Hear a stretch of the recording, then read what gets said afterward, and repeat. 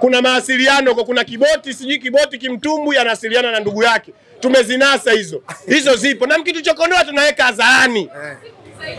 Sisi tunaongea kwa fakti bwana. Kuna kimtumbu sijui kiboti huko kinafanya mawasiliano na mtu.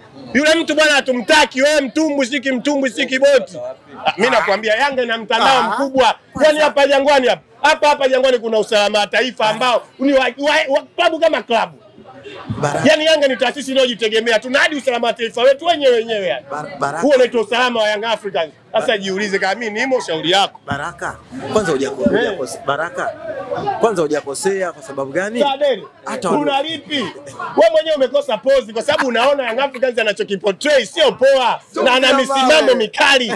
Yaani mbele pashakuwa kubaya. Pisha mbele kushakuwa kubaya. Young Africans akivurugwa usikae mbele.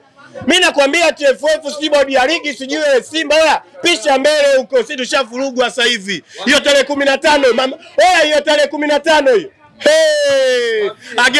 Ageni. Nyama magoli yake matatu tarehe 15. Nani kasema magoli matatu? Young Africans unampa mtu magoli matatu. Mmoja anapewa Mpanzu, mmoja anapewa nani yule Ateba Mbida. Mama yangu we. Mmoja anapewa hata Aua. Nakwambia hili anzeni kutafuta jina jipya la bodi ya ligi na TFF.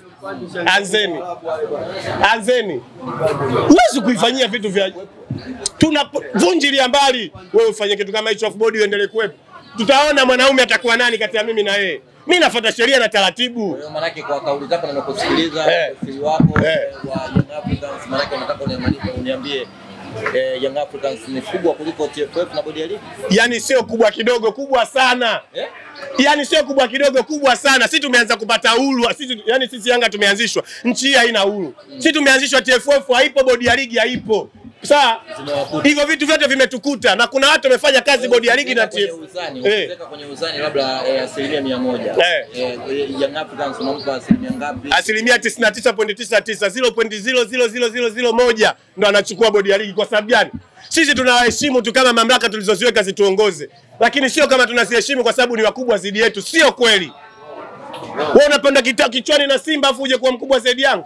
Simba akakupanda kichwani, Simba uongo kweli bwana? Acha umepanda kichwani na Simba.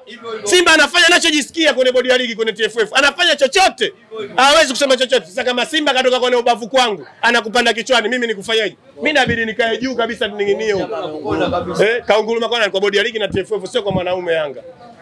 Huyu anaunguruma huko. Yaani wanaunguruma huko kwenye kama ni mbuga basi Selui. Serengeti asogei huko. Pisha njia. Yanga kashakasirika, elewi. Ndio. Sura sasa hivi ya kijeshi.